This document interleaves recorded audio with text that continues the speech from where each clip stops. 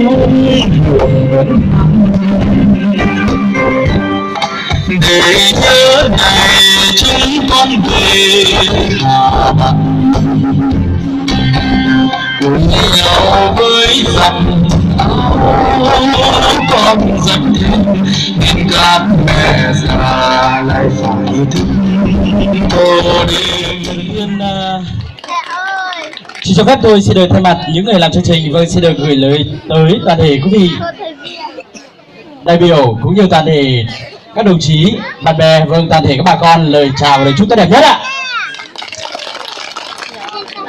Thưa toàn thể quý vị, hòa chung không khí thi đua sôi nổi của tuổi trẻ cả nước đang diễn sức thành lập tích cực phong trào kỷ niệm 88 năm ngày thành lập Đoàn Thanh niên Cộng sản Hồ Chí Minh, ngày 26 tháng 3 năm 1931, ngày 26 tháng 3 năm 2019 và tháng thanh niên năm 2019, được sự nhất trí của lãnh đạo các đơn vị, Chi cục thuế, hạt kiểm lâm, Trung tâm giáo dục lao động huyện, Ngân hàng chính sách xã hội, Đảng ủy, Ủy ban nhân dân xã Hội 1. Hôm nay Đoàn Thanh niên cụm thi đua số 6 huyện đoàn Sông Mã phối hợp đoàn xã Hội 1 tổ chức đêm giao lưu văn nghệ với chủ đề Thanh niên làm theo lời Bác.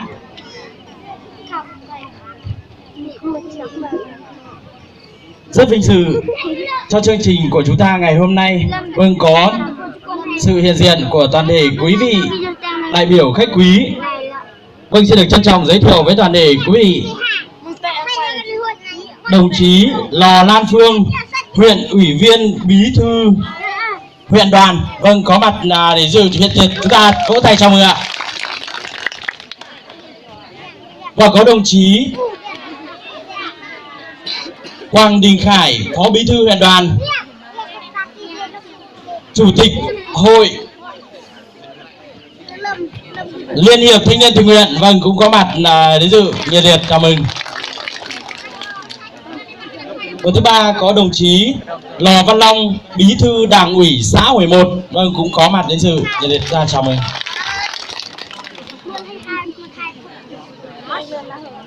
Đến dự với chúng ta ngày hôm nay, xin được nhiệt liệt chào mừng đồng chí Hoàng Văn Biên, phó bí thư Đảng ủy, chủ tịch Ủy ban nhân dân xã Hội 1.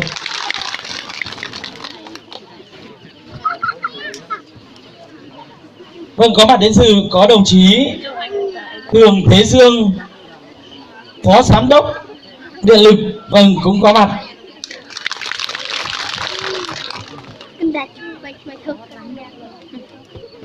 Và đến dự với chúng ta ngày hôm nay có đồng chí Lò Văn Thiêm, phó chủ tịch chi cục trưởng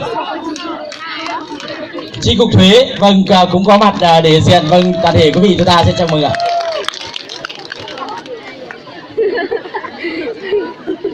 Và rất nhiệt liệt chào mừng đồng chí Trần Hữu Phong, Trung tâm điều trị và phó giám đốc Trung tâm điều trị và cai nghiện. Xin lỗi toàn thể quý vị vì cũng và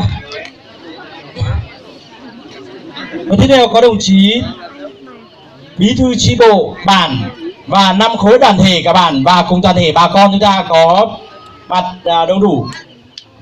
Nhiệt liệt toàn thể quý vị chúng ta chào mừng.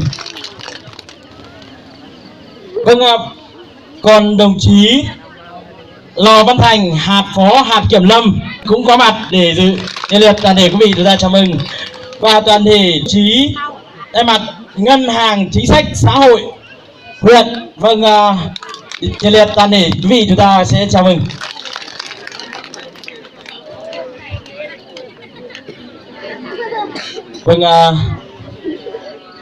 Xin mời toàn thể quý vị chúng ta để tiếp theo chương trình của ngày hôm nay. Xin kính mời đồng chí Hoàng Đình Khải, phó bí thư huyện đoàn, chủ tịch hội Liên hiệp Thanh niên tình nguyện lên phát biểu khai mạc buổi lễ. Xin mời đồng chí.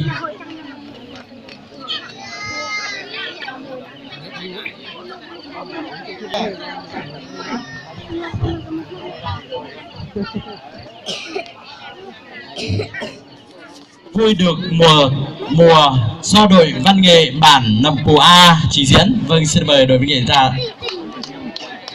Vâng, toàn thể quý vị cho một tràng pháo tay lớn quý vị ơi.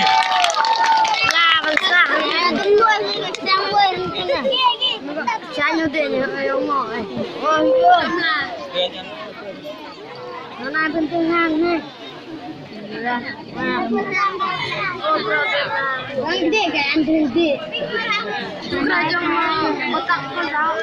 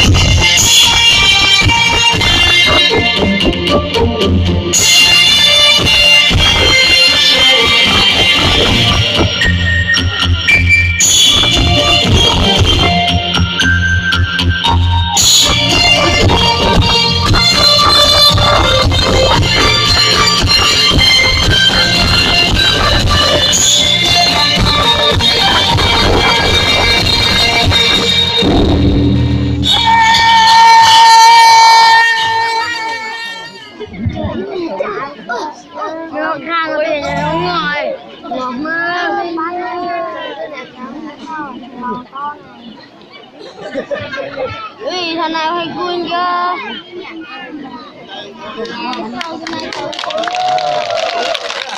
Ui, con hay quên chưa?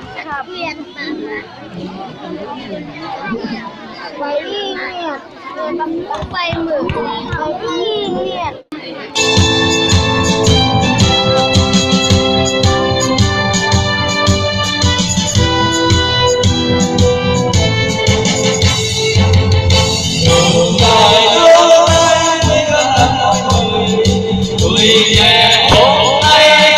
Xây ngày mới lên từ thành xuống vươn cao sâu vươn ta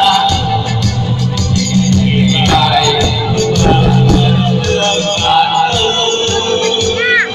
ngồi tù ta làm gì cho ta cần ngồi ta làm gì cho tổ quốc đừng ngồi tù ta làm gì cho ta cần ngồi ta làm gì cho tổ quốc này. Tương lai quên đời mình tuổi trẻ hôm nay chúng ta xây ngày mới dù lên từ hay xuống vượt bao sông vượt ra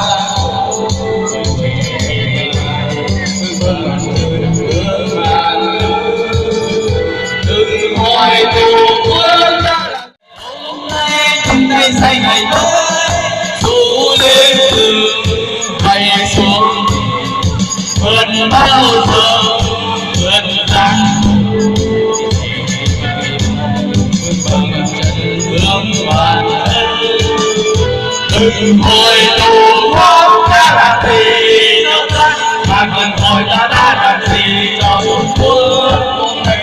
Đừng hỏi tù quân ta làm gì cho ta mà cần hỏi ta đã làm gì cho tổ quốc này.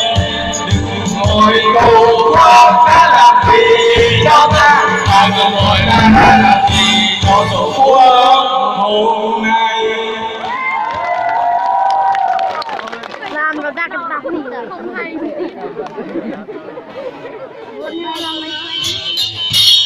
ở xa tinh ma thì từng nào ơi xem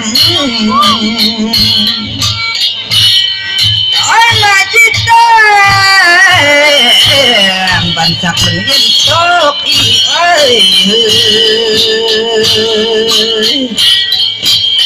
ở xa yên ra yên tóc còn cấm mù ai mà có mất thụ lùm gum tình còn có ơi xem